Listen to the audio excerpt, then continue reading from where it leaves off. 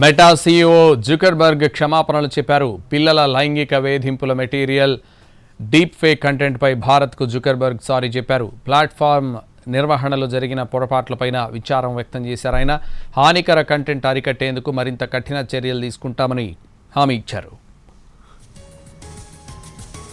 అయితే ప్రధాని మోడీ వీడియో తొలగింపుపై మాత్రం ప్రస్తావించలేదు.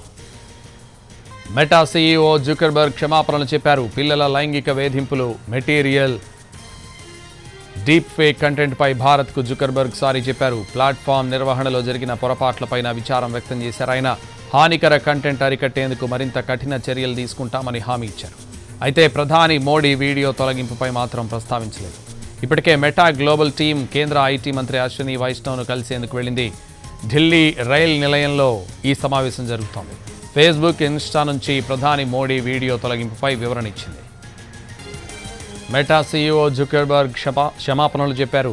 పిల్లల లైంగిక వేధింపులు మెటీరియల్, డీప్ ఫేక్ కంటెంట్పై భారత్కు జుకర్బర్గ్ సారీ చెప్పారు. ప్లాట్ఫామ్ నిర్వహణలో జరిగిన పొరపాట్లపైన విచారం వ్యక్తం చేశారు. హానికర కంటెంట్ అరికట్టేందుకు మరింత కఠిన చర్యలు తీసుకుంటామని హామీ ఇచ్చారు. అయితే ప్రధాని మోడీ వీడియో తొలగింపుపై మాత్రం ప్రస్తావించలేదు. ఇప్పటికే మెటా గ్లోబల్ టీం కేంద్ర ఐటీ మంత్రి అశ్విని వైష్ణవ్ను కలిసేందుకు వెళ్ళింది. ఢిల్లీ రైల్ నిలయంలో ఈ సమావేశం జరుగుతోంది. ఫేస్బుక్, ఇన్స్టా నుంచి ప్రధాని మోడీ వీడియో తొలగింపుపై వివరణ ఇచ్చింది. మెటా సీఈఓ జుకర్బర్గ్ క్షమాపణలు చెప్పారు. పిల్లల లైంగిక వేధింపులు మెటీరియల్, డీప్ ఫేక్ కంటెంట్పై భారత్కు జుకర్బర్గ్ సారీ చెప్పారు. ఇదే విషయానికి సంబంధించి మరింత సమాచారం మా ప్రతినిధి ఢిల్లీ నుంచి రాజు లైవ్లో అందిస్తారు. రాజు. ఎస్ సంతోష్, మార్క్ జూకర్బర్గ్ ఆయన అటు ఫేస్బుక్, దాంతోపాటు ఇన్స్టాగ్రామ్, ఈ రెండింటికి కూడా మెటా సీఈఓగా పనిచేస్తున్నారు.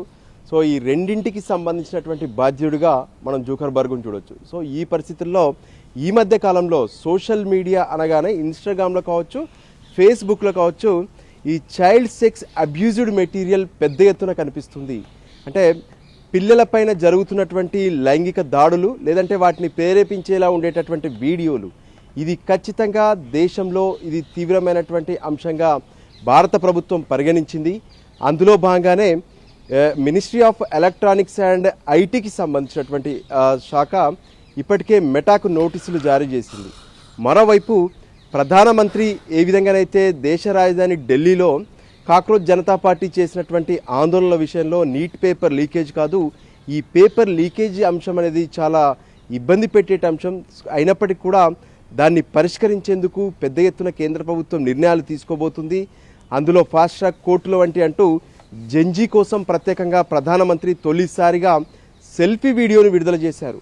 ఆ వీడియో కూడా 5 గంటల పాటు ప్రధానమంత్రి అకౌంట్లో కనిపించలేదు. సో ఈ విషయాలన్నిటిపైన కేంద్ర ప్రభుత్వం సీరియస్గా ఉంది.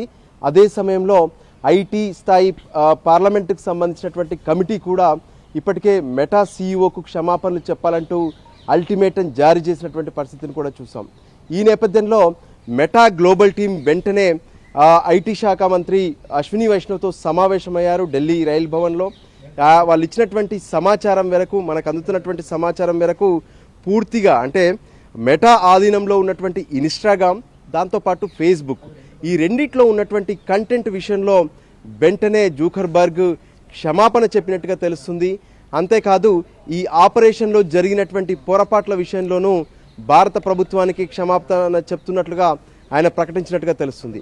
అదే సమయంలో ఏ విధంగానైతే ఇప్పుడు వస్తున్నటువంటి డీప్ ఫేక్ సంబంధించినటువంటి వీడియోలు కావచ్చు, ఏఐ జనరేటెడ్ వీడియోస్, దాంతోపాటు చైల్డ్ సెక్స్ అబ్యూజ్డ్ మెటీరియల్ ఏదైతే ఉందో వీటిని అరికట్టడానికి ఖచ్చితంగా పూర్తి స్థాయిలో మెటా పనిచేస్తుందనే విషయాన్ని మెటా తరపున గ్లోబల్ టీం హామీ ఇస్తూనే సీఈఓ నుంచి కూడా ఈ వివరాలపైన స్పష్టత తీసుకుంది భారత ప్రభుత్వం. అదే సమయంలో ఎవరైతే వినియోగదారులు ఉన్నారో వాళ్ళ భద్రతతో పాటు వాళ్ళ విశ్వాసాన్ని ఖచ్చితంగా నమ్మకంగా వ్యవహరిస్తామంటూ మెటా సీఈఓ చెప్పినట్టుగా తెలుస్తుంది. సో ఓవరాల్గా కూడా ఇప్పటి వరకు మెటా పైన ఉన్నటువంటి అభియోగాలకు కొంత పులి స్టాప్ పడుతున్నట్టుగా తెలుస్తుంది. అయినప్పటికీ కూడా రేపు ప్రత్యేకంగా మెటా టీంతో మళ్ళీ ఏదైతే పార్లమెంట్ స్టాండింగ్ కమిటీ ఉందో ప్రత్యేకంగా సమావేశం కాబోతుంది. ఆ సమావేశంలో మరింత క్లారిటీ రాబోతుంది. సో కేంద్ర ప్రభుత్వం ఇప్పటి వరకు ఇచ్చినటువంటి కొన్ని ఆదేశాలు ఏంటంటే మెటా నిర్వహిస్తున్నటువంటి ఇన్స్టాగ్రామ్, ఫేస్బుక్లో మాత్రం చైల్డ్ అబ్యూజ్డ్ మెటీరియల్ ఏమాత్రం ఉండొద్దు, పైగా డీప్ ఫేక్కి సంబంధించినటువంటి వ్యవహారంలో కూడా పూర్తిగా దీనిపైన ఫోకస్ పెట్టాలని చెప్పారు. ఎందుకంటే ఇప్పటి వరకు సేఫ్ బఫర్ ప్రొటెక్షన్ అనేటువంటి అంశంలో సంస్థలన్నీ కూడా సేఫ్గా ఉంటున్నాయి. కానీ ఒకవేళ ఆ విషయంలో మేము పునఃసమీక్షిస్తే ఇక పైన ఎవరైతే అందులో పోస్టులు చేస్తారో దానికి సోషల్ మీడియా ప్లాట్ఫామ్ బాధ్యత వహించాల్సి ఉంటుంది.